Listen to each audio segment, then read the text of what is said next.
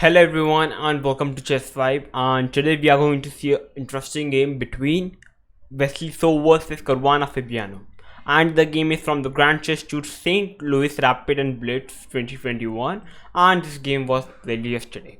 The game is going to be very interesting, so till then stay tuned and keep watching Chess5.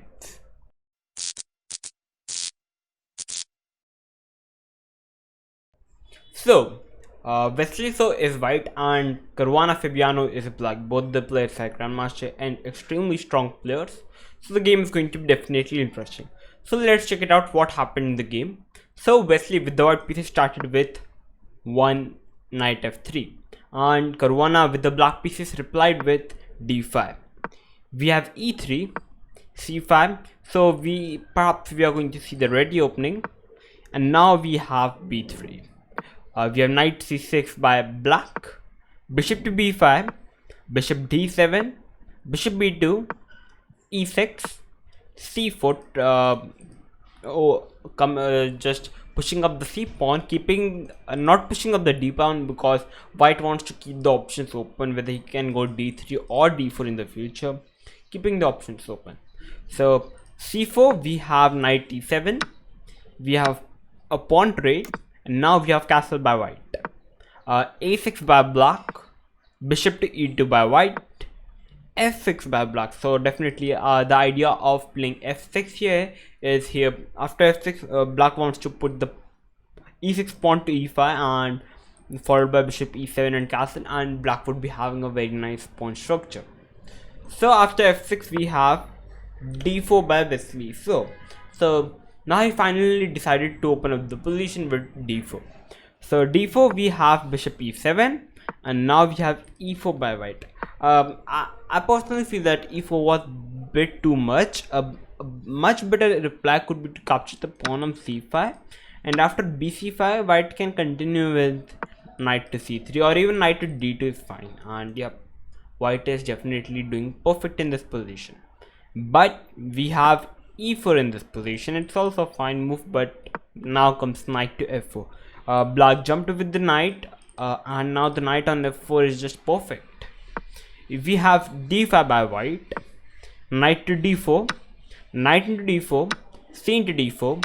Now we have d into e6, capturing up the pawn, bishop into f6, and now we have bishop to f3. Now white is definitely targeting the pawn on d4 to capture the pawn, so black defended it by playing bishop c5. We have g3 by white, knight h3 check, king h1, and now we have castle by black. At the place of castle, a much better reply could be to play d3 in this position. And after d3, black is putting pressure on the pawn on f2, so I'd have to defend it with queen d2, double protection. Now we have castle by black, and black is already having an edge in this position.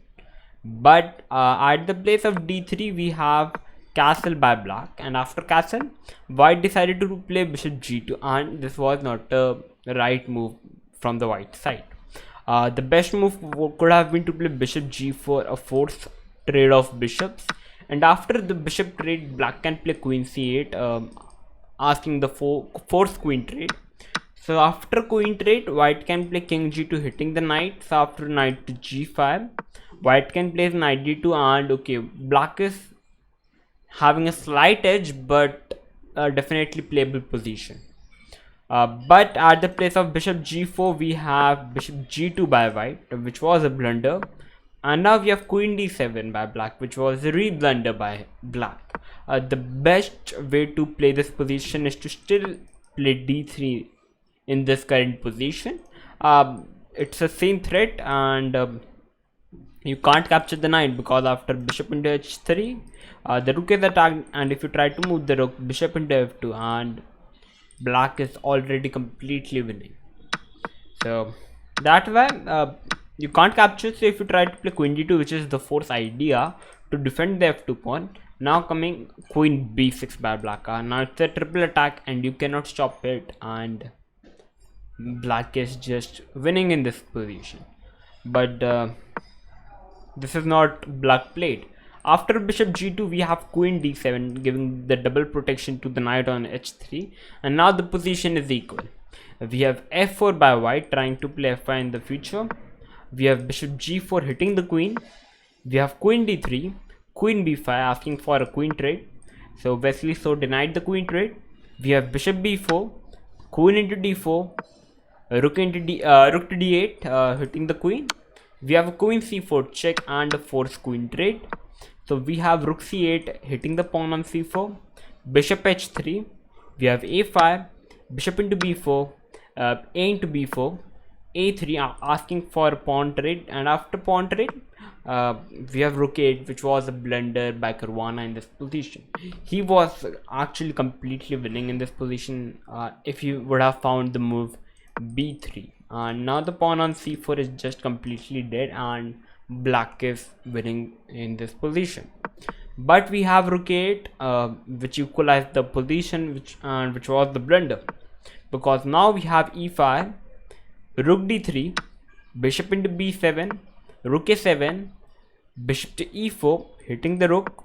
We have rook e3, bishop to d5 check, king f8, a4, rook e2, and now we have bishop f3 by Wesley, which was a blunder by white. At the place of playing bishop f3, white could have continued with the game by pushing the pawn to a5, and it's an equal position. Bishop f3 was a blunder because now we have bishop first we have bishop trade, now we have rook d7, and the serious threat is to play rook d1, and it's game over for white. So white have to play rook f1 in the idea is to stop rook d1.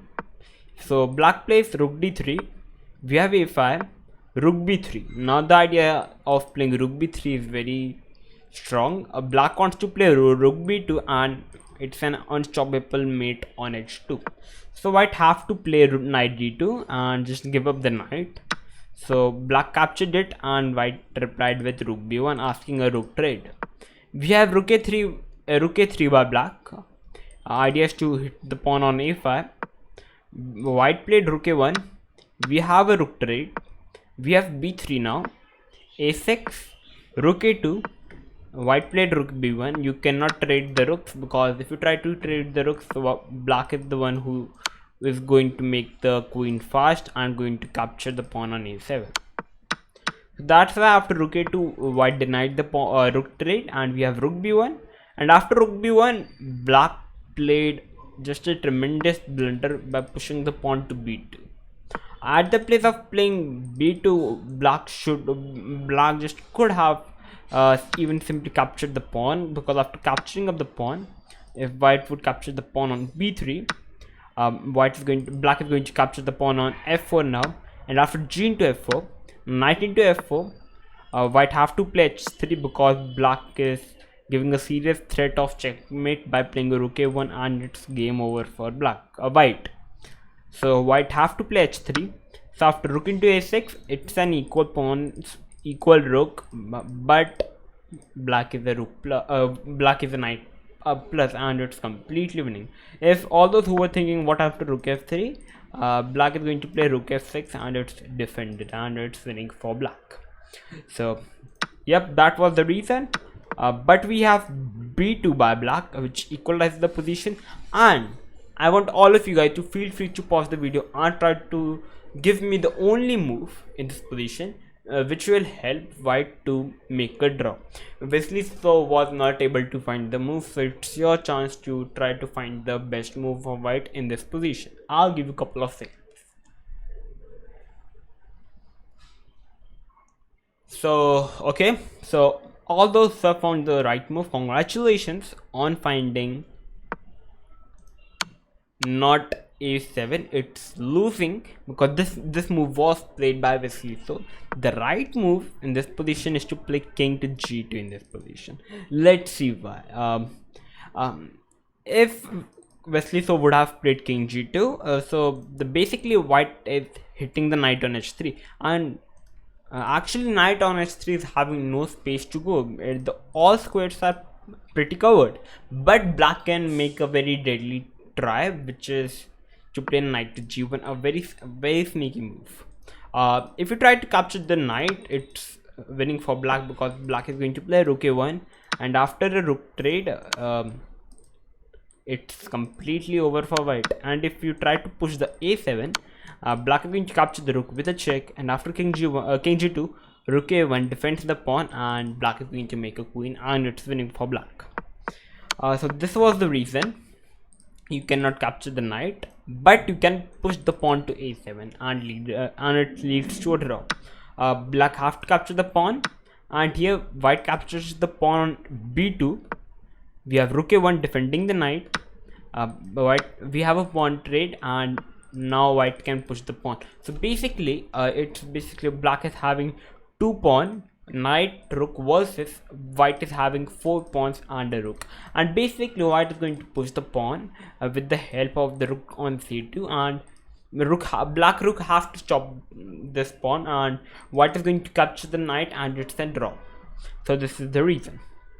But we have a7 after b2, and after a7 it's winning for black actually, because now comes knight f2 check, king g2, knight d3 defending the pawn, and now black is threatening to play rook a1, and first black is going to capture the pawn on a7, followed by rook a1, and white rook cannot capture the pawn because knight is protecting the pawn, and it's winning for black.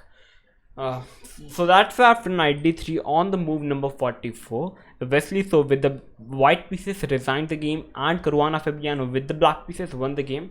It was a blitz game, but it was a very interesting game. Although both the players made blunders, but blunders are the only things which we like, and yeah, which makes the game interesting, because we all are humans, we are not engines, we don't know how to play perfect chess. So yeah, that's the beauty. So if you all guys like the game, then please like to my video. If you are new to my channel, then please subscribe to my channel. I'm going to come up with these new videos for you. So till then, stay tuned and keep watching Chess Vibes.